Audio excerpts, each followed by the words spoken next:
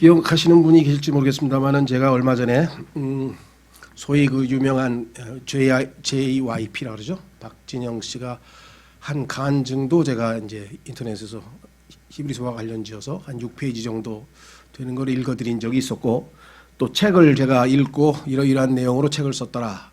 그래서 책 제목은 왜 사는 거죠? 뭐 이래서 베스트셀러가 됐더라. 그래서 그 사람이 워낙 영향력이 큰 사람이기 때문에 이 사람 하나가 잘못 뭔가 전달하면 또 부정적인 영향도 엄청 크고, 또 좋게 영향을 끼치면 아주 큰 또 이게 열매도 성과도 있을 것 같고, 그래서 상당히 관심 있게 또는 우려하는 마음으로 좀 지켜보았어요. 관심 있게 지켜본 것은 그렇게 공개적으로 자기 신앙을 고백하고 책까지 내서 알리려고 하는 그러한 열정이라든가 이런 것을 통해서 참 의미가 있다고 생각을 했지만, 두 번째 제가 우려했던 것은 무엇인가? 그것은 과거 청산이 안 돼 있어요. 예수님을 믿은 다음에 과거를 깨끗하게 청산하고 신앙생활을 할 뿐만 아니라 특히 말씀의 사역자가 된다고 하는 것은 과거 청산이 안 돼. 아시다시피 이 본인도 뭐 아주 과거에 관능적이고 아주 이 자극적인 그런 뭐 댄스 뭐 이런 춤을 추고 뭐 연예 활동을 했을 뿐만 아니라 정말 엄청난 그 이 사람들을 잘못된 걸로 인도하는 그러한 이 걸그룹의 프로듀싱을 많이 했습니다. 그래서 많은 악영향을 끼치는 그런 회사의 대표로 여전히 있으면서 말씀 사역을 한다? 과거 청산이 전혀 안 돼 있는데, 삭개오처럼 믿는 순간 바로 과거 청산하시죠? 하죠? 그런 사람들 많습니다. 사도행전에 보면은 자신들이 믿었던 우상과 관련된 모든 형상과 책들을 다 불태워버리고 새 출발합니다. 과거에 미국의 유명한 그 갱단들이 많이 있는 시카고라고 하는 곳에서 실제 있었던 일입니다. 어떤 목사가 누구누구 조폭 두목이 예수님을 믿었습니다 하고 광고를 했어요. 근데 얼마 전에 그 사람이 또 조폭을 하다가 잡혔어요. 경찰에. 그래서 목사가 너무 당황스러워서 감옥에 찾아가지고 예수님을 믿었는데 조폭을 계속하고 계십니까? 그러니까 아니 예수 믿고 하늘나라 가고 은혜 받는다 그랬지 나보고 조폭 그만두라 그랬어요 당신이? 그러니까 이게 뭐예요? 성경에서 고린도전서 15장에서 이런 것을 헛되이 믿었다 그래요. 헛되이 믿지 아니하였으면 구원을 받았으리라. 근데 헛되이 믿은 거죠. 마음으로 믿은 게 아니죠. 무슨 말 이해가 되셨어요? 그 성경에서는 내가 정말 믿음 안에 있는지 examine yourselves, 스스로 점검해봐라. 정말 예수님을 믿었느냐, 마음으로 믿었느냐, 그걸 점검해보라고 고린도후서 13장 5절에 말씀했고, 고린도전서 15장에도 분명히 말씀하시기를 헛되이 믿지 아니하여 헛되이 믿는 사람들도 있더라는 거죠. 이런 사람들이 지금 헛되이 믿은 거죠. 근데 과거 청산 없이 책도 내고 막 교회도 운영하고 해가지고 지금 막 200명이 모여가지고 예배를 드립니다. 거기 있는 사람들은 그게 아무 문제가 안 됐을까? 난 도저히 납득이 안 가는 거예요. 그렇다고 제가 뭐 함부로 끼어들지는 않으려고 했는데, 최근에 무슨 문제가 생겼냐면, 킹제임스 성경을 믿는 한 독립 침례교회에서 이 사람을 강사로 모셔다가 간증 집회, 전번에 우리 이란 형제가 와서 잠깐 간증했죠. 그때 이 형제는 약간 은사주의적인 성향이 있어서 우리와 좀 성향이 다르더라도 그하고는 크게 문제가 될 게 없었어요. 왜냐하면 이분이 어떻게 예수님을 믿었는지 우리는 그것만 봤고, 교리적으로 이분이 뭘 우리를 가르치고 이런 건 아니었는데, 이번에는 약 5번의 5일에 걸쳐서 뭐 하여간 성경 전체에 대해서 강의도 하고 질문도 하고 막 이래서 교리 교사처럼 가르쳤어요. 그중에 한 10가지 이상 정도가 문제가 되는데, 검토를 해보니 그걸 여기서 다 얘기하려는 건 아니고요. 물론 올바르고 좋은 얘기도 많이 해서 그 집회에서도 구원받은 사람이 나왔고, 그 동영상을 통해서 뭐 40만 명인가가 뭐 이게 뭐라 그러나 시청을 해가지고 거기서 예수님이 듣게 됐다고 막 연락이 오고 해서 막 굉장히 지금 뭐 부흥이 되고 좋은 쪽으로 지금 되는 열매도 있습니다. 없다는 얘기는 아니고요. 다만 반대로 신앙생활을 잘 하던 사람들 중에서, 믿음이 연약한 사람들 중에서 교리적으로 진리에 확신이 없는 사람은 혼돈을 일으켜서 엄청난 문제가 지금 또 생겨났습니다. 그것은 뭐냐면, 지난번에 제가 책을 소개할 때 좀 말씀을 드렸는데, 이분이 7년 동안을 성경을 연구하고 나름대로 아주 성경 박사예요. 심지어는 예루살렘에 가서 2달 동안 거기서 아주 호텔에서 숙식하면서 하여간 성경 연구만 하고 올 정도로 그렇게 했는데, 머리로는 다 뭐 성경 전체를 그냥 꿰뚫고 있는데 마음에 와닿질 않은 거죠. 그래서 고민하고 심지어는 자기가 성경 가르친 내용을 듣고 다른 사람은 예수님을 믿고 거듭났는데 자기는 구원을 못 받은 상태에 있었다고까지 간증했어요. 그러다가 어느 날 밤에 이제 히브리서 뭐 구절이 마음에 확 믿어졌다. 여기서부터 이제 문제가 터집니다. 마음에 성령님께서 조명을 주셔서 영적인 눈이 열려서 하고 깨달아서 예수님 믿겠습니다. 이제 진짜 마음으로 믿습니다. 이러면 좋은데 이거를 믿어졌다라는 표현을 썼어요. 믿어졌다라는 표현을 의외로 쓰시는 분들이 덜어 있는데 그거 굉장히 위험한 겁니다. 하나님께서는 우리를 인격체로 다루시기 때문에 우리가 예를 들면 리브가에게 네가 이삭을 남편으로 맡기 위해서 이삭에게 가겠느냐 그랬더니 뭐라 했어요? 리브가가 I will go. 자기의 의지적 표현을 했잖아요. 난 가겠습니다. 이렇게 받아들여요. 예수 그리스도를 믿겠느냐?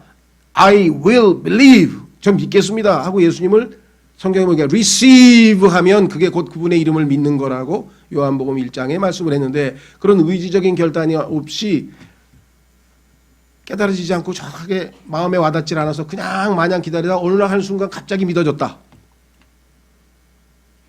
근데 그건 성경적으로 얘기하면 구원은 아닙니다. 자기가 의지적으로 주님, 내가 주님을 받아들입니다. 나의 구원자와 나의 주로 믿겠습니다. 이렇게 해서 의지적 결단을 내려서 믿는다는 그것이 없이 어느 날 보니까 믿어졌다. 그러니까 본인은 표현을 그렇게 하다 보니까 제 생각에는 이제 그때 마음으로 믿었다는 뜻인 것 같은데 그래서 자기가 7년 동안 믿은 거는 믿음 1, 새로 이제 믿어진 것은 믿음 2. 그래서 믿음 1에 해당하는 사람들은 다 구원을 못 받은 거다. 거기에는 뭐 거의 그리스도인들이 수없이 많을 거다. 그리고 믿음 2에 해당되는 사람은 진정으로 거듭난 거다. 이거를 자기의 개인적 간증으로 할 때는 용납이 돼요. 왜냐하면 자기는 그렇게 나름대로 해석을 했으니까. 그런데 이걸 교리화해서 성경에서 가르치는 진리인 것처럼 가르쳐 버리면 엄청난 문제가 생깁니다. 이거는 성경에서 얘기하는 사적 해석이에요. private interpretation이에요. 베드로후서에서 말씀하신 것처럼. 그런데 단순히 지금 이 한 독립침략교에서 이것을 해서 이것이 뭐라는 게 유튜브 통해서 지금 막 이분이 워낙 이 사람이 영향력이 강하니까 막 퍼져나가는 건 말할 것도 없고 앞으로 본격적으로 이제 모든 걸 내려놓고 사역에 나서서 자신의 어떤 이 교리를 이렇게 체계화해서 막 알리겠다는 거예요. 단시간 내에 200명이 모여서 그냥 그렇게 몰려든 걸 보면 그 영향력이 대단한 것 같아요. 그래서 엄청난 혼동도 그것 이외에도 또 많습니다만은 여기서 그 얘기를 다 하려고 하는 건 아니고 제가 오늘 그분 개인적인 그분 얘기하고 싶은 것도 아니에요. 다만 마음으로 믿는다고 하는 것을 잘 모르면 이런 이상한 생각들을 하게 된다는 거죠. 그래서 성경에서 말씀하시는 것은 마음으로 믿어 의에 이른다. 마음으로 믿으면 구원을 받는다. 근데 성경에서 마음이라고 하는 것을 어떻게 말씀하고 있는지를 우리가 정확하게 깨닫고 혹시라도 주변에 있는 분들 중에 그런 상황에는 우리가 좀 도와주자. 과거에 우리 교회에서 이기종 형제님께서 이제 그 신학원 다녔을 때도 복음은 전에 들어서 머리로는 다 알았어요. 근데 이분도 저한테 와서 그러더라고요. 그러면 어떻게 예수님을 믿으셨나요? 영접하셨나요? 그랬더니 아직은 마음에까지는 안 왔습니다. 아 그러시냐고. 근데 계속해서 더 제가 추구해 보겠습니다. 얼마 있다가 와서 새벽에 자신이 예수님을 영접했노라고 마음으로 믿었노라고 그렇게 얘기하신 분이 저희 교회에 다니던 분 또 있어요. 여러 사람이 있어요. 그러니까 성경적으로 표현하면 옳아요. 마음으로 믿게 됐습니다. 이제는 그렇게 얘기하면 좋은데 믿어졌습니다. 이렇게 얘기하니까 하나님이 우리를 뭐 로봇으로 만들었나요? 가만히 그냥 저절로 믿어집니까? 이건 잘못하면 극단적 칼빈주의가 되고 예정론이 되고 우리를 하나님께서 사귐의 대상으로 교제의 대상으로 만들었는데 우리는 가만히 있고 저절로 하나님께서 우리를 믿게 만들어서 우리를 로봇화 시켰다는 굉장히 교리적으로 위험한 그런 내용이 되겠습니다. 그래서 좀 혹시라도 이제 뭐 일파만파 이제 막 퍼져 나갈 테니까 소식이 들려오고 그럴 때 잘 말씀으로 자기가 방어하고 필요하면 좀 온유함으로 이 잘못을 바로 잡아주라는 말씀대로 도와주셨으면 좋겠다. 그런 뜻에서 여러분들에게 좀 말씀을 드렸습니다. 자, 오늘 교재로 돌아가 보시면 이렇게 되어 있습니다. 오늘날 복음을 믿었다고 하나 실은 헛되이 믿은 자들이 많이 있습니다. 그렇죠. 믿었는데 아무런 변화가 없어. 삭개오처럼 무슨 반응이 와야 되는데 없어. 그래서 성경은 믿음 안에 있는지 자신을 살펴보고 입증하라고 권면합니다. 이게 고린도 후서 13장 5절이죠. 마음으로 믿어 의에 이르러야 하나 머리로만 혹은 의지로만 혹은 감정으로만 믿은 결과입니다. 이거는 성경적으로 저 근거가 있어요. 자, 어떤 사람은 머리로 알아들었어. 아, 그렇지. 그래, 나는 죄인인데 내가 혼자 어떻게 내 힘으로 어떻게 구원을 받아? 누군가 도움이 필요하지. 아, 그래서 예수님이 이 땅에 오셔서 내 죄값을 대신 치르신 거구나 하고 대속의 원리도 이해하고 다 이해를 했습니다. 근데 마음에까지는 아직 오질 않았어요. 그게 마음에 오면 어떻게 되겠습니까? 예수님 정말 감사합니다. 나 같은 죄인을 대신해서 거룩하신 하나님의 아들이신 분께서 그렇게 고난을 당하시고 십자가에서 죽으셨다니 감사합니다 하고 마음에 와닿았을 거 아니에요. 그렇죠? 예. 근데 이건 머리로는 알지만 마음까지 내려간 게 아니에요. 그런 분들이 엄청 많아요. 그런데 그 사람들이 다 구원받은 거로 생각하고 다녀요. 이런 사람들은 특히 미국에 많습니다. 미국에 가면은 바이블 벨트라 그래가지고 남부 지역에 어렸을 때부터 예를 들면 마이클 조단 같은 사람도 다 자기 거듭났다 그래요. 다 믿는다 그래요. 사실은 여기 얘기한 것처럼 헛되이 믿은 거예요. 이게 안다 이거예요. 소위 말하면 나 그거 다 알아. 복음 다 알아. 쫙 다 알아. 대속도 알아. 나 왜 그 이 소위 말하면 죄를 예수님께로 다 넘기고 그분의 죄가 내 넘겨고 뭐 교리적으로 다 알아요. 내 마음으로 진심으로 그분께 주님 감사합니다. 나 같은 죄인을 사랑하시고 죄값을 치르기 위해서 생명을 내어주신 것 감사합니다. 진정으로 한번 그 주님께 대한 진정한 감사와 어떤 마음의 감동이 왔느냐? 그건 아니라는 거죠. 이런 사람들이 숱하게 많아요. 그래서 그런 사람 전도지 주면 나 믿어, 가 필요 없어, 필요 없어 이런 사람들이 엄청. 한국 사람은 정반대예요. 왜? 이모셔널 하거든. 이 사람들은 리즈너블 하죠. 논리정연하게 그렇게 교육을 받았어요. 근데 한국 사람들은 정서들은 마음에 와닿아요. 아이 그분이 누군디 나를 위해서 십자가에서 죽으셨. 아유 나를 그렇게 사랑하셨어? 아이고야 하면서 막 눈물 콧물 흘리면서 그냥 아이고. 나중에 뭘 믿으셨어요? 예수를 믿지. 그러니까 예수님이 뭘 믿으셨어요? 아니 예수를 믿는다니까. 설명을 못해. 예수님이 왜 죽었고 그분이 부활하신 게 나와 무슨 상관이 있고 내가 왜 죄인인데 영원한 심판의 대상이 되고 아무것도 몰라. 그 대신 그냥 그분이 나를 사랑하셔서 죽으셨다니까 감사한 거야. 그냥 눈물이 나고 콧물이 나고. 그래서 눈물 콧물을 흘리고 막 아이고 저 사람 크게 은혜 받았네 그랬더니 어느 날 똑같아 안 보여. 성경 공부하는데 그분 어디 가셨어요? 그러니까 참 민망해서 말씀해 보세요. 이제 점치러 다녀요. 복음을 그렇게 그러니까요. 그냥 눈물 콧물 그냥 5번인가 6번 참교석하면서 내내 울더니 말이야. 눈물 콧물 감정적으로 터치가 됐다고 해서 그게 마음으로 믿은 게 아니에요. 그런 사람은 우리나라에 상당히 많습니다. 세 번째 가면 요건 좀 드문데 요건 이제 환경이 알아들었어. 예수님이 나를 위해서 너무나 좋으신 일을 하셨구나. 선한 분을 믿어야 되겠다. 그런데 갑자기 그냥 어머니가 너 예수만 믿어봐라. 너랑 나랑은 이제 아들 자식 부모 자식 끝나는 거야. 너.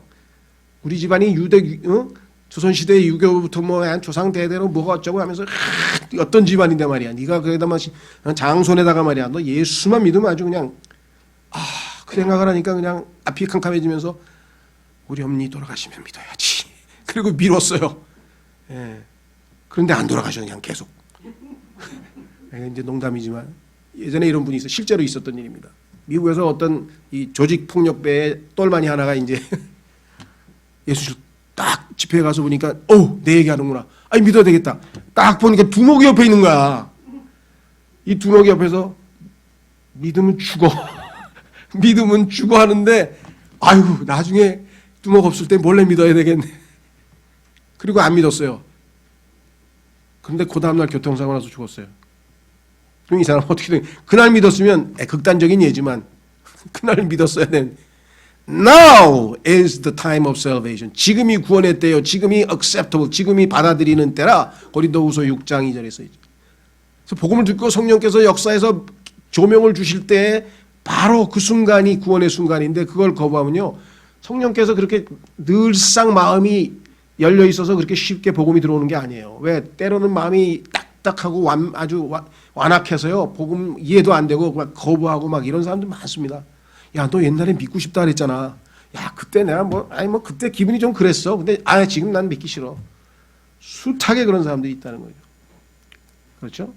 성경에 보면 하나님께 마음이 멀어지면 힘들어요. 그래서 주님이 늘 말씀하시죠, 우리에게도. 아들아, 내 마음을 내게 다오. 그래야 주님과 동행할 수 있어요. 왜? 믿는 기관이, 믿음을 행사하는 기관이 마음이기 때문에 그래요.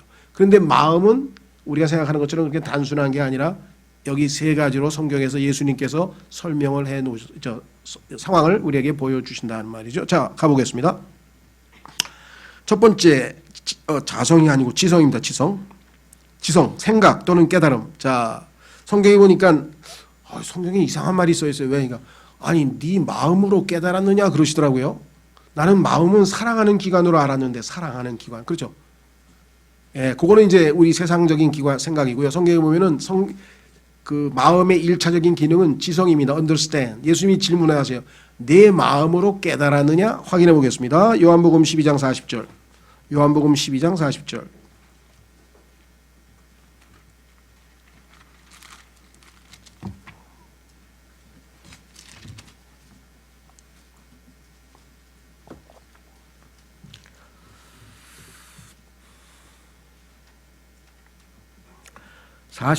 그분께서 그들의 눈을 멀게 하시고 그들의 마음을 강팍하게 하셨으니 이것은 그들이 눈으로 보고 마음으로 깨달아 understanding 하는 기관이 마음이에요. 두뇌 아닙니까? 두뇌? 요 뇌, 여기 브레인, 요 우리의 뇌 있잖아요. 요거는 하드웨어예요. 하드웨어. 소프트웨어가 중요해요. 소프트웨어는 뭐냐면 스피리추얼한 우리의 마음이에요. 여기 나와 있잖아요. 마음으로 이해를 하는데 그때 하드웨어가 필요해. 그게 표현되려면. 그러니까 뇌가 고장내면 당연히 마음으로 깨닫을 수는 없죠. 그러나 기관이, 즉 뇌라고 하는 이 어떤 외적인 신체 기관이 믿음을 행사, 언더스탠딩 하는 게 아니에요. 주님이 주시는 우리의 spiritual mind, 우리 spiritual heart, 영적인 그러한 마음이 깨닫는 거예요. 그래서 말씀을 듣고 깨달았느냐. 근데 깨닫지 못하게 하기 위해서 눈을 감겼다. 왜? 마음이 완악해서. 회심하여 내게 고침을 받지 못하게 하려 하심이라 하였더라. 자, 두 번째 성경 구절을 보시면 다니엘서 10장 12절.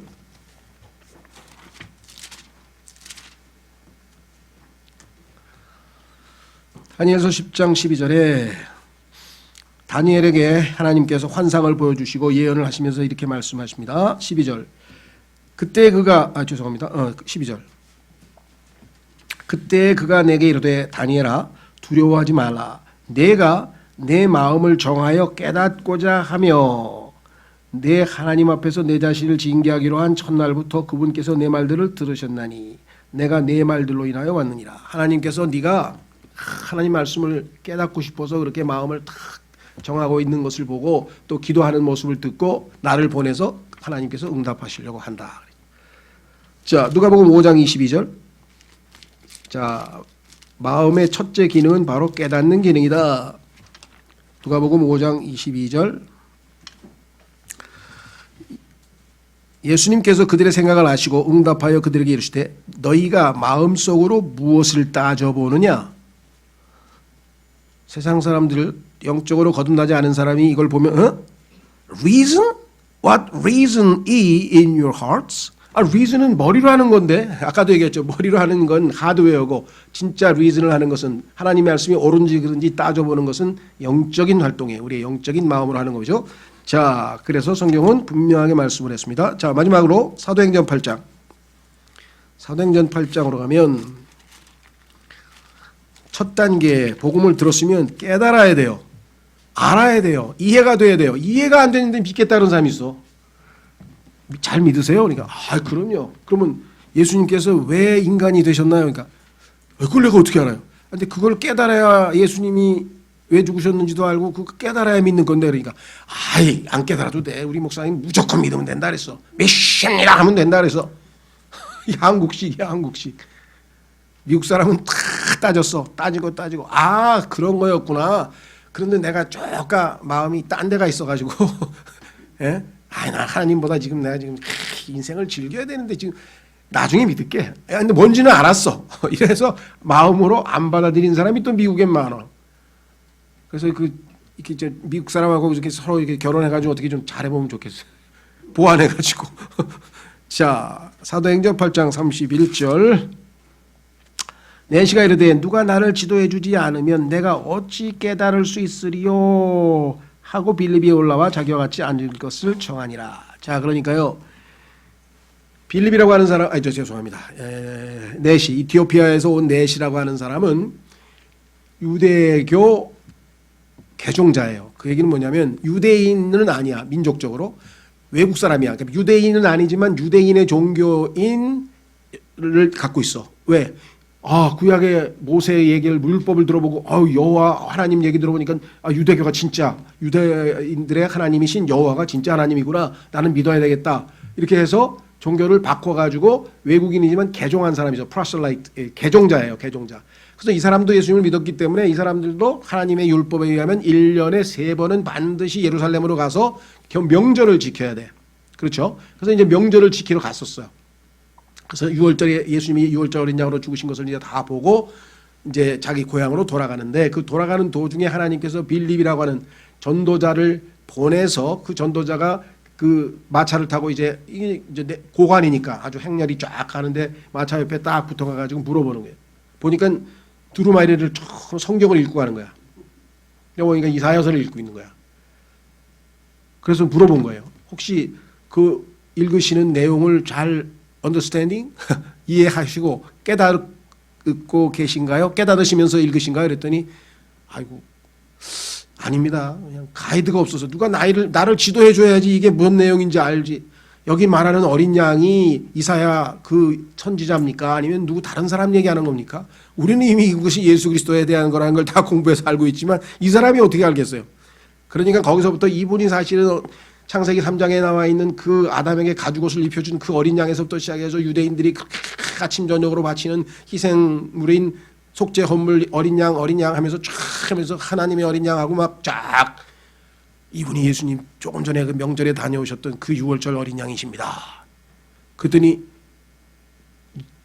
내가 믿습니다.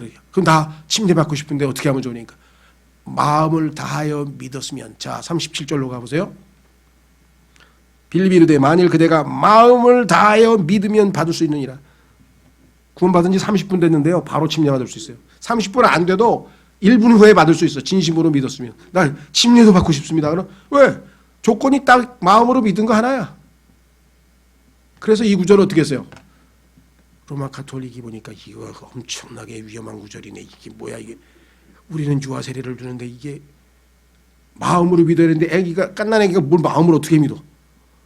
마음으로 믿을 수 있는 한 성인, 자기의 어떤 성인의 나이에 이르러서 자기의 자발적인 결정으로 믿습니다 하고 그런 사람에 한해서만 마음으로 믿은 사람에 한해서만 침례를 줄 수가 있는데 그것도 침례를 받겠다고 스스로 요청하는 사람에 한해서만 침례를 주는데 어린애를 막 물속에다 집어넣어가지고 이거 어머니가 믿음을 대신하면 된다는 거 뭐 언약이 어쩌고 막 이상한 얘기를 만들어가지고 막 야 이거 위험한 거지 어떻게 했어요?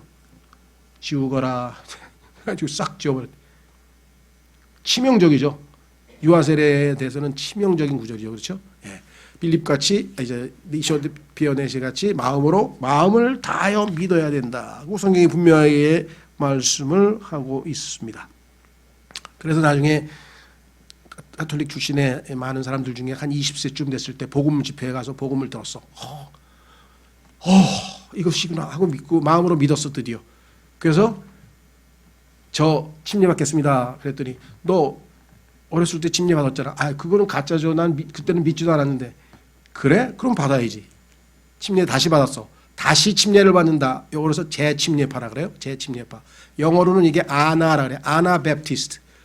아나란 말이 어게인이에요. 다시지.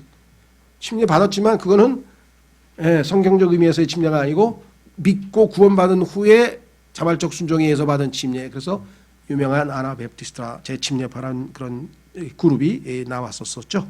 엄청나게 박해를 받았죠. 뭐가 어쩌고 우리 침례는 가짜라고 이게 엄청난 박해를 받은 사람들이에요. 그분들이 그 침례 하나 받은 거 가지고 그렇게 박해를 받아? 치명적이죠. 자기들의 체계를 무너뜨리는 거잖아요. 자, 두 번째 감정. 자, 여기까지 내려와야 돼. 늘 말씀드리죠.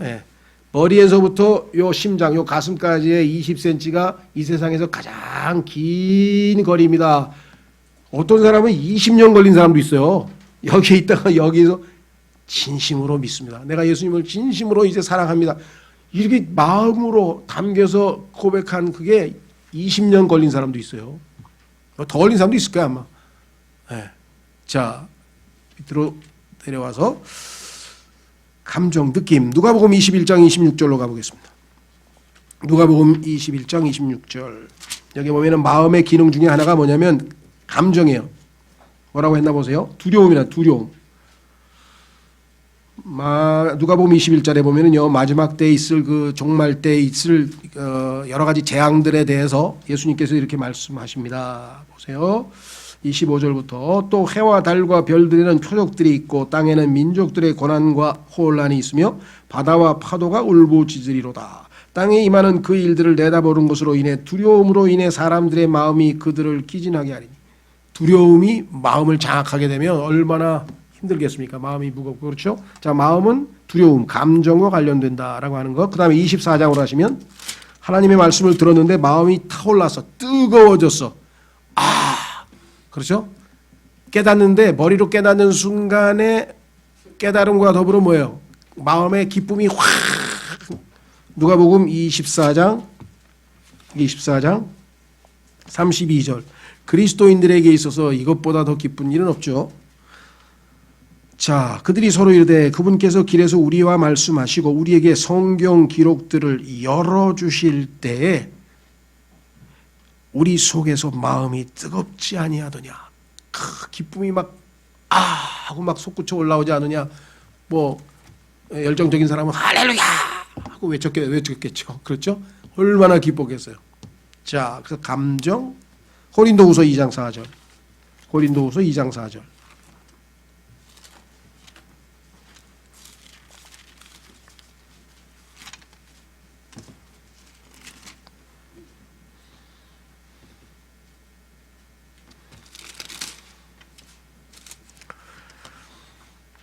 바울이 고린도 사람들이 하나님의 말씀에서 벗어나서 막 죄를 짓고 육신적으로 살고 엉망으로 살고 있는 모습에 마음이 깊이 괴로웠다. 마음은 심적 고통과 연관이 되어 있죠. 그래서 감정과 연관이 되어 있습니다. 4절. 내 마음이 몹시 괴롭고 아파서 많은 눈물로 너희에게 썼으니.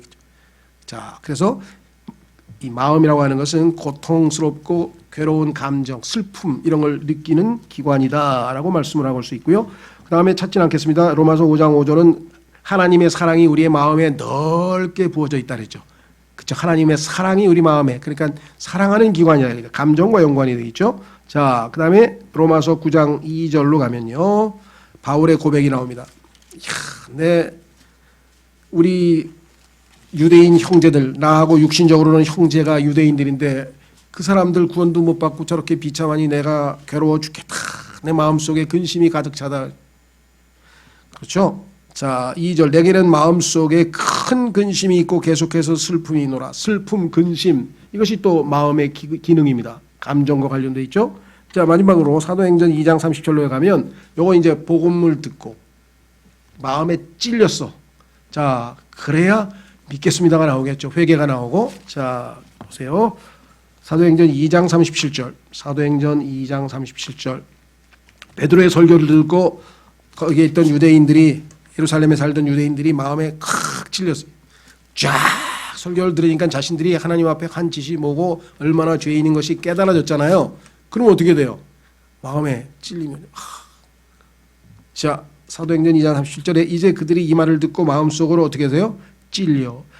나머지 사도들에게 이르되 사람들아 형제들아 우리가 어찌할까 하거늘. 이에 베드로가 그들에게 이르되 회개하고 각 사람이 예수 그리스도의 이름으로 침례를 받아 죄들의 사면을 얻으라. 그리하면 너희가 성령님을 선물로 받으리니. 자, 이미 배우셔서 아시겠지만 사도행전 2장 38절은 유대인들, 즉 예수 그리스도를 십자가에 못 박게 한 그 유대인들의, 죄를 지은 유대인들에 한해서 일시적으로 단회적 복음이에요. 그래서 여기서는 성령을 받는 방법이 우리처럼 예수님 믿고 그러면 자동적으로 성령이 내려오는 게 아니라 침례를 예수님의, 그것도 아버지와 아들과 성령의 이름, 즉 주라는 이름으로 받는 게 아니라 예수님을 죽였기 때문에 예수 그리스도의 이름으로 침례를 받아야만 성령을 받는 특수한 케이스입니다. 그런데 유대인들에게 단회적으로 딱 한 번 전해진 복음을 가지고 이게 복음이라고 가르치는 기쁜 소식 선교회도 그렇고 성령 받으려면 이거 해야 된다 그러고 그리스도의 교회라고 하는 교단도 이 구절이 자신들의 구절이에요.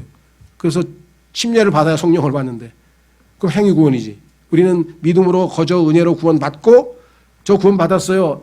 저 옛사람 죽었어요. 저는 새 사람으로 살 거예요. 저 장사시켜 주세요. 그래서 물속에 잠궈서 장사 지내는 게 침례인데 자 그래서 이런 구절 나오면 조심하. 이미 공부를 하셨겠지만 얼마나 이걸로 인해서 많은 사람들이 지금 실족하는지 모른다. 자 그래서 마음에 찔렸느냐. 여러분 어떠세요? 예수 믿었는데 믿을 때 난 정말 하나님 앞에 죄인이구나. 그런데 그 예수님이 나를 얼마나 사랑하셨는데 나 같은 죄인을 위해서 어떻게 그렇게 고난당하는 건 말한 것도 없고 생명을 내어주셨을까. 그래서 뭐예요? 고통스러운 가운데서도 주님 하면서 그 사랑에 감격하잖아요. 그 성경에서 보면요. 하나님의 선하심이 우리를 회개시킨다고 로마서 2장 4절에 써 있어요. 그러니까 복음 전할 때 조심하십시오. 근본주의 진영에서는 복음 전할 때 심판, 지옥 막 몰아붙여가지고 예수 믿게 하는데 그거 잘못한 건 아니에요. 정확하게 지옥에 대해서 얘기를 해야 돼. 그런데 회개는 두려움에서 회개가 되면 안 돼. 그거는. 그렇게 지옥에 갈 수밖에 없는 자를 어떻게 사랑하셔서 나를 살리시기 위해서 자신의 생명을 내어주실까라는 주님의 선하심이 나를 하나님께로 돌이키게 하는 것. 그래서 회개는 하나님의 선하심이 우리를 회개시키는 거지 두려움을 막 주입해가지고 막 공포 가운데서 그냥 아이고 나 안 믿으면 지옥 가면 어떡해. 아이 믿어야지 막 이런 또 엉터리 믿음이 나와요. 무슨 말이가 되겠어요? 이건 정말 조심해야 됩니다. 지옥의 사실은 알려줘야지. 그런데 내가 지옥 갈 수밖에 없는데 나를 대신해서 지옥을 가신 분이 계시다니 이분의 선하심이 주님 나는 당신께로 돌이켜서 주님으로 믿고 이제 그 인생 주의 길을 나의 길이 되신 주님을 따라가겠습니다. 이렇게 돼야죠. 자, 그래서 우리는 감정과 관련지어서 두 번째 요소. 세 번째, 결단.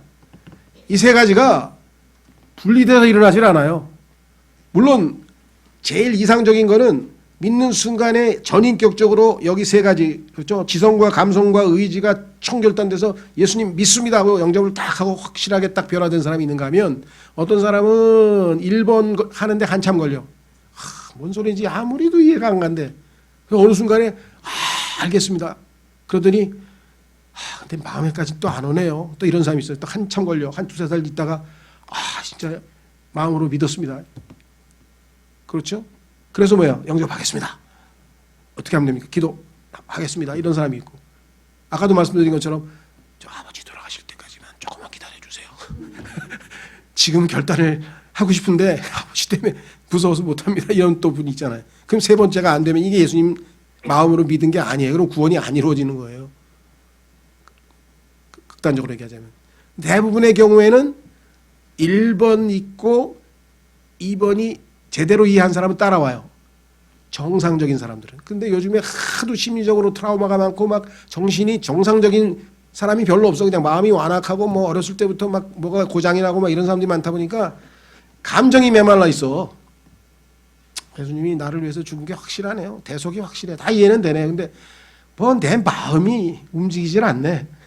이런 사람이 나타난다고 그러면 어떻게 해요? 하나님 앞에. 하나님 저 딱딱한 돌밭을 저 길거리에 있는 딱딱한 밭을 그냥 하나님의 말씀의 모습 그냥 망치로 좀 때려 주십시오 하고 또 열심히 기도해야죠. 뭐.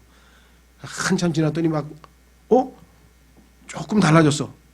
그렇죠? 그래서 기도가 필요한 거예요. 어쩔 수 없어요. 이렇게 마음이 완악한 사람은. 그죠? 파라오는 어떻게 했어요? 몇 번에 걸쳐서 하다가 나중에 그냥 10번의 재앙을 맞더니 그냥 그제서야 그냥 아이고 이제 네 말대로 하겠다고.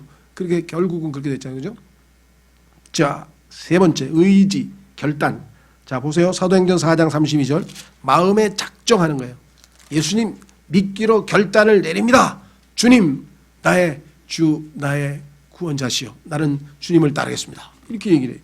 사도행전 4장 32절. 사도행전 4장 32절.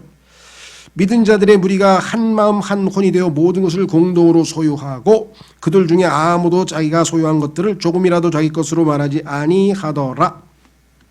이 구절도 엄청나게 또 많은 문제를 일으켰죠. 자, 우선 여기에 보면은 한마음 한혼이 돼서 자기 재산을 뭐예요? 자발적으로 다 내놨어. 강제가 아니에요. 강제로 하면 공산주의고 자발적으로 다 내놓고 이거 우리 돌아가면서 씁시다 이렇게 했어요. 그랬더니 또 어떤 사람들은 이게 진짜 교회라고 다 재산 내놓고 돌아가면서 쓰자 그러는데 이거는 사도의 행전에서 일회적으로 발생했던 아주 특이한 케이스예요. 그러면 여러분들 예수 믿으면 전부 다 어떻게 해요? 내 재산 절반을 가난한 사람에게 주겠습니다. 그러면 안 구원받은 거예요? 탁계처럼 안 하면 다 구원 못 받나요? 그런 단회적 사건을 놓고 교리화해서 이래야만 구원받는다든가 뭐 이래야만 된다든가 이렇게 하면 안 된다는 거죠. 자, 그래서 이 공산주의자들은 이런 구절 여기도 사도행전 4장에도 또 있어요. 2장에도 그런 구절 몇 개 가지고 이 공동소유 모든 걸 다 공동소유해야 된다 이렇게 생각하는 사람인데 그럼 어떤 일이 벌어진 줄 아십니까? 어떤 사람이 나한테 왔어. 형제님 왜 10만 원만 줘. 왜? 그랬더니 그거 하나님 돈이잖아. 그거 하나님 돈이지. 근데 그러니까 다 10만 원 줘. 아 근데 못 줘. 그래. 왜 못 줘? 하나님이 그거 나보고 쓰라 그랬거든. 형제 주란 소리를 안 했어. 하나님이 나보고 쓰라 그랬어. 가봐. 얼마나 무슨 일이 벌어지는지 압니까? 이거 다 하나님 거야. 그럼 길거리 가다가 망고 집어서 하나 먹어. 왜 먹어? 이거 하나님 거잖아요. 그런 어리석은 사람이 있어요. 하여간 순진한 건지 하여간 참 심플해가지고 성경에서 하나님은요 사유재산에 대해서 네 거고 내 거고 이거 다 내 건데 나 자발적으로 주는 거야. 사유재산이 가장 경제에 있어서의 기본이에요. 그런데 나는 자발적으로 널 주겠다. 그러면 그건 하나님 마음을 넓은 마음을 가지고 아량을 베푼 거죠. 자, 뭐 경제 얘기를 하려고 하는 건 아니고 중요한 거는 뭐냐? 마음은 결정을 내리는 기관이다. 두 번째 11장 23절 사도행전 11장 23절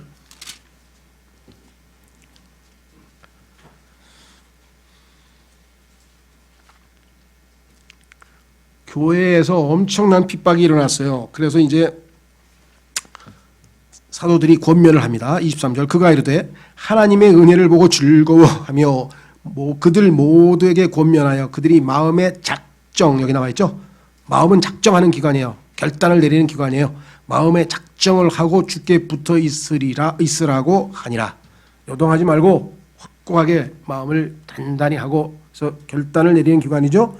자, 6장 17절 로마서 6장 17절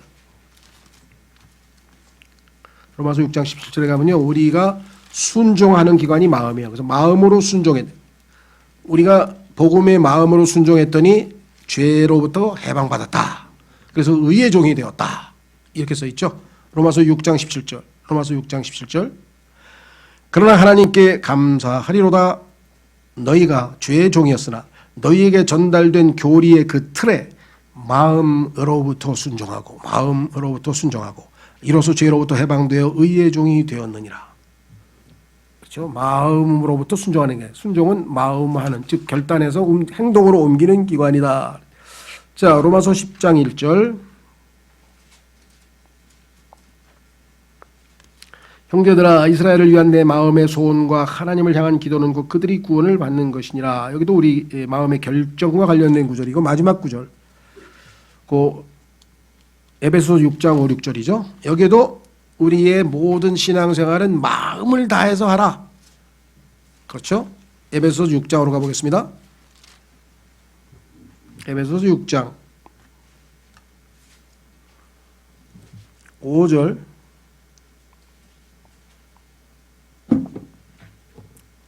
종들아 육체에 따라 너희의 주인된 자들에게 두려워하고 떨며 단일한 마음으로 순종하기를 그리스도께 하듯 하라. 단일한 마음으로 순종해야 돼요. 마음으로 순종 행동에 옮기는 거죠. 자, 그 다음에 6절 사람들을 기쁘게 하는 자들 같이 눈으로 섬기지 말고 그리스도의 종들로서 그 다음에 뭐예요? 마음으로부터 하나님의 뜻을 행하여 하나님의 뜻을 행할 때 마음을 다해서 마음으로부터 행하는 거네. 의무감에서 하는 거 아닙니다. 안 하면 벌 받을 것 같아서 아닙니다. 사람들로부터 칭찬받고 싶어서 아닙니다. 오직 마음을 다해서 하나님을 사랑하기 때문에 순종하는 거. 이게 마음이 하는 기관이에요. 그래서 하나님께서 뭐라 그랬어요?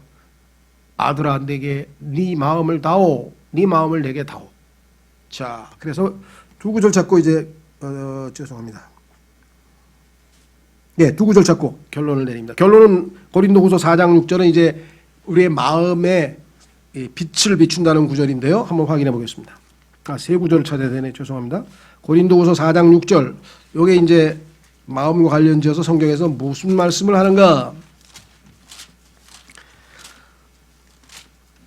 제대로 마음에 대해서 공부하려면은요. 809절을 읽어야 돼요. 성경에 마음에 대해서 800번을 하나님 말씀하셨어. 얼마나 중요한지 알겠죠? 모든 문제, 인생의 모든 이슈, 모든 문제는 마음에서 난다. 그렇죠? 마음이 변심이라 그러죠. 변심하면 가정이고 뭐고 회사고 뭐고 배신자 다 모든 게 다 끝나는 거예요. 그렇죠? 그래서 마음이 얼마나 소중한 게 아니냐. 구원을 받을 때 마음으로 믿어야 구원을 받아요. 그리고 마음으로 하나님을 사랑하는 것이 이 땅에서 우리가 마땅히 해야 될 지고의 목표예요. 자, 고린도후서 4장 6절. 빛에게 명령하사 어둠 속에서 빛을 비추게 하신 하나님께서 우리 마음의 빛을 비추사 예수 그리스도의 얼굴에 있는 하나님의 영광을 아는 빛을 주셨느니라. 예수님 어떻게 알게 됐어요? 아, 이분이 구원자시구나. 예수님이시구나. 하나님께서 우리 마음의 빛을 비추셨어요. 그러니까 마음이 하나님이 우리로 하여금 하나님을 섬기도록 사용하는 기관이다. 이 말이에요. 얼마나 소중한 것이 우리의 마음인가. 그래서 마음을 정결케 했다. 어떻게? 믿음으로. 성경에서 있잖아요. 우리의 마음이 지금 엄청 더럽게 됐는데 그 더러운 마음을 예수 그리스도의 피로, 그 다음에 성경에 보니까 믿음으로 정결케 해서 하나님을 섬기도록 하셨다. 자, 그래서 마음과 관련된 809절 중에서 두 구절, 한 구절만 읽고 자, 마치겠습니다. 잠언 4장 23절. 잠언 4장 23절. 어떤 면에서 보면 신앙생활에 있어서 가장 중요한 구절일 수도 있어요. 왜? 여기 보니까 인생의 모든 문제가 마음에서 비롯된다 이거죠. 마음에서. 자, 확인해 보겠습니다. 잠언 4장 23절. 열심을 다하여 내 마음을 지키라. 생명의 근원이 거기에서 나오느니라. 자, 여기 이제 또 참 우리말로는 한계가 있어서 할 수 없이 제가 또 영어로 보충을 해야 되겠는데 무슨 뜻이냐? 하트라고 하는 이 마음이라고 하는 것은 아시다시피 물리적인 우리 이 가슴에서 피를 내보내는 심장이라는 뜻이잖아요. 심장. 그렇죠? 자, 그러면 이게 심장을 잘 지켜야 돼. 왜? 생명의 근원이 레위기 17장 11절에서 뭐라 그랬어요? 피라 그러잖아요. 피. 그러니까 심장에서 뭐예요? 생명의 근원이 흘러나오는 거죠. 피가. 그래 피가 돌아야 우리가 육체적인 생명이 유지될 거 아니겠어요? 그러니까 이게 피지컬한 의학적으로도 맞는 말씀이고 두 번째 우리의 영적 생활에서도 사람의 모든 문제는 어디서 터지느냐? 사람 마음에서. 아유 저걸 죽여버려? 마음먹으면 죽이는 거예요. 그죠? 그렇죠. 학교 때려쳐. 그럼 마음먹으면 또 때려치는 거예요. 끝장내. 그럼 끝장내는 거예요. 이 마음이 잘못 움직이면 뭐 엄청난 일이 벌어져요. 그래서 하나님께서 마음을 잘 지키라 이거예요. 하나님께 딱 붙어 이렇게 지키라 이거죠. 자, 왜냐? 여기 나와 있어요. 이거는 이제 spiritual heart입니다. 아까는 physical heart고 spiritual heart로 해석을 하면 어떻게 되냐? 뒷부분이 생명의 근원이 아니고 인생의 문제예요. 인생 문제. issues of life. issue란 말 아시죠? issue. 흘러나온다. 유출병 걸릴 때 흘러나온다 그랬죠. 자, 피가 흘러나오는 기관, 생명의 근원이 흘러나오는 기관도 맞지만 인생의 모든 문제는 마음에서 결정돼. 그렇죠? 나 저 여자하고 결혼해야지. 그 결정도 내 마음으로 내린 거예요. 그렇죠? 아, 회사 때려쳐. 난 전원생활 할 거야. 그것도 마음으로 결정한 거예요. 아, 이민 가. 그것도 마음으로 결정한 거예요. 푸틴이 뭐야? 아이씨, 때려. 폭격해. 그것도 푸틴 마음에서 결정된 거예요. 그렇죠? 그게 마음이 올바르게 하나님께 붙어 있어야 정상적인 생활을 할 수 있어요. 그래서 여기 뭐라 했어요? 내 마음을 지키라. 왜? 인생의 모든 문제가 마음으로부터 흘러나오니까. 그래서 여기서 이제 라이프가 생명으로 번역되기도 하고 인생으로도 번역되는 이유가 바로 그거예요. 무슨 말인지 아시겠죠? 자, 그렇기 때문에 우리가 신앙생활에 있어서 제일 중요한 것은 마음이다. 마음의 기능을 세 가지 잘 기억하시고요. 데살로니가전서 2장 13절 한 구절 읽고 마치겠습니다. 자, 데살로니가 전서 2장 13절.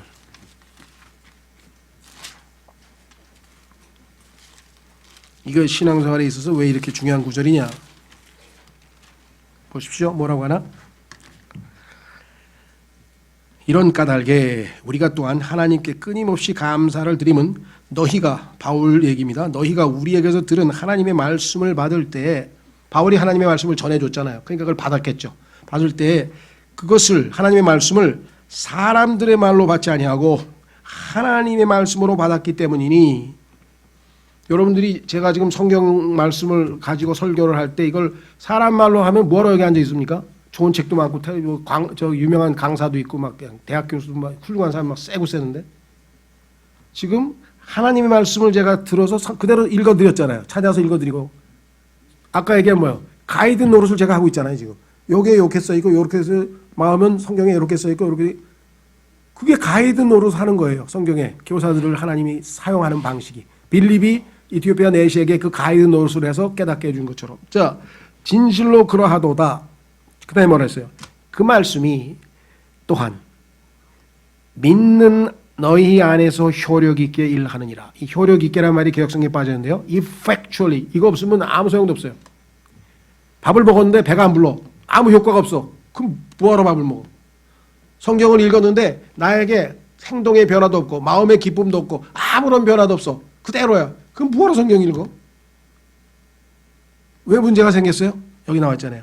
믿는 너희 안에서. 그랬더니 예수님 믿어요 저요. 근데 여기서 믿는 예수님 믿느냐는 얘기가 아니에요. 그래서 구원받았다는 얘기, 그 얘기하는 게 아니라 오늘 읽은 성경 구절을 믿느냐 이 말이에요. 오늘 읽은 그 구절을 믿느냐. 너무 지금 너무 복잡한 일이 많아. 너무 막 쳐져 있어 지금. 어떡하지 이러고 있는데 갑자기 Be careful for nothing. 아무것도 염려하지 말라. 딱 그 말씀을 읽었는데 그 말씀은 뭐예요? 믿습니다. 순종하겠습니다. 마음을 딱 들여서 믿었더니 뭐야? 순간에 염려가 싹 사라지면서 하나님 말씀대로 뭐예요? 내 마음의 평강이, 하나님의 평강이 내 마음과 생각을 지켜주시더라. 이야. 그런데 이거를 뭐라 그래요? 이펙트라, 효과. 약을 먹었더니 두통이 싹 가시더라. 소화제를 먹었더니 싹 소화가 되더라. 배가 나쁘더라. 이렇게 되잖아요. 말씀을 들었더니 Be careful for nothing. 믿습니다 하나님. 순종합니다. 그랬더니 싹. 그래서 뭐예요? 믿는 너희 안에서 효력 있게 일하느니라.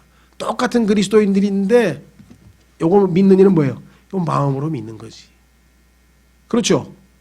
마음으로 정말 믿으면 효과가 있죠. 나 지금 머리가 깨질 것 같아. 야, 내가 어저께 너 준 알약 있지? 그거 먹어. 바로 사라져. 정말이야? 이거. 아니 정말이야. 알았어. 믿을게. 그리고 약을 안 먹었어. 그럼 믿은 거야, 안 믿은 거야? 안 믿은 거지. 즉시로 먹었더니 금방 이펙트가, 아이고 야 5분 안에 싹 사라졌어. 고마워.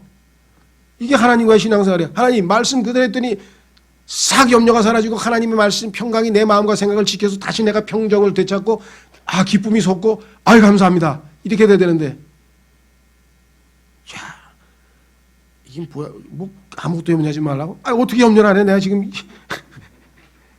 정말 너무한 얘기 하시네. 이게 말이 되는 얘기를 하셔야지. 그리고 성경을 한쪽으로 제껴놓으면 그거 믿는 거야, 안 믿는 거예요? 성경을 읽기만 읽었지.